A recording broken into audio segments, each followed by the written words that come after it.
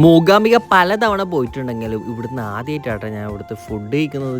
നമ്മളെ നാട്ടിലത്തെ പോലെ ഒന്നും അല്ല കേട്ടോ. ഇവിടെ ഇതാ ഫുഡ് കഴിക്കുന്ന ആ ഒരു വഴിക്ക് പോകുമ്പോൾ ഇതാ ക്യൂ ഒക്കെ നിൽക്കുന്നിടത്ത് ഇരിക്കാനായിട്ട് സ്ഥലമൊക്കെ ഉണ്ട് കേട്ടോ. പിന്നെ ഭക്ഷണശാല എന്നൊന്നും പറയാനില്ല, അത്രക്ക് നീറ്റ് ആയിരുന്നു. പിന്നെ നമ്മൾ ക്യൂ നിന്നിട്ട് അവിടെ പോയി ഇരുന്നത് എല്ലാ ഐറ്റംസും ഇത് നമ്മുടെ ടേബിളിലേക്ക് ഇങ്ങനെ എത്തിക്കോളും. ഇവിടുന്ന് ആദ്യമായിട്ട് ഫുഡ് കഴിക്കുന്നവരൊന്നും ശ്രദ്ധിച്ചില്ലെങ്കിൽ നമുക്ക് പറ്റിയ പോലെ പറ്റും. കാരണം നമ്മൾ വിചാരിച്ചു ഈ ഫസ്റ്റ് വന്ന് ഈ ഒരു മസാലക്കറിയും രസവും മാത്രമേ ഇല്ലൂന്ന്. പക്ഷെ അല്ല, ഇത് ലാസ്റ്റ് നമ്മൾ ഫുഡ് കഴിച്ച് കഴിയാനാകുമ്പോൾ ഇതാ സാമ്പാറും അതേപോലെ തന്നെ മോരൊക്കെ വന്നിട്ടുണ്ടായത്. അതായത് ശരിക്കും രണ്ടാമത്തെ ട്രിപ്പിലാണ് ഈ ഒരു 2 കറികളൊക്കെ വരുന്നത്. എന്തായാലും സംഭവം നല്ല രസമുണ്ടായിരുന്നു കേട്ടോ. പിന്നെ പ്ലേറ്റ് നമുക്ക് കഴുകണ്ടായത്, വേസ്റ്റ് അവിടെ തട്ടിയിട്ട് അവിടെ വെച്ചാൽ മതി. ബാക്കിയുള്ള അമ്പലത്തിലൊക്കെ പോയാലും നമ്മൾ കഴുകി വെക്കണ്ടേ, ഇവിടെ അതൊന്നും വേണ്ട കേട്ടാ. പിന്നെ മൂകാംബിക പോകുന്ന വഴിക്ക് നമ്മളെ വാരങ്ക ജെയിൻ ടെമ്പിളിലും കൂടി പോയിട്ടാട്ടോ പോയത്. ഇങ്ങനെ തോണിയിലൊക്കെയാണ് അപ്പുറത്തേക്ക് പോകേണ്ടത്, അതായത് അമ്പലത്തിലേക്ക്. തോണിയിൽ പോകാൻ ഒരാൾക്ക് 20 രൂപേൻ്റെ ഒരു ടിക്കറ്റ് കൊടുക്കണം കേട്ടോ. പിന്നെ ഇവിടത്തേക്ക് ഇവർ മോഡേൺ ഡ്രസ്സൊക്കെ ഇട്ടവരൊന്നും അലൗ ചെയ്യുന്നില്ല കേട്ടോ. നമ്മുടെ ഇന്ത്യൻ കൾച്ചറിലുള്ള ഡ്രസ്സ് തന്നെ ഇട്ടിട്ട് ഇങ്ങോട്ട് പോകണം. എന്തായാലും ഒരിക്കലെങ്കിലും നമ്മൾ പോയിരിക്കേണ്ട അമ്പലം തന്നെ കേട്ടോ. ഒരു വെറൈറ്റി എക്സ്പീരിയൻസ് ആയിരുന്നു ഇവിടെ. അപ്പോൾ ഇതുവരെ ഇവിടെ പോകാത്തവരുണ്ടെങ്കിൽ മൂകാംബിക പോകുമ്പോൾ ഇവിടെയും കൂടി ഒന്ന് കയറിയിട്ട് പോകണം കേട്ടോ.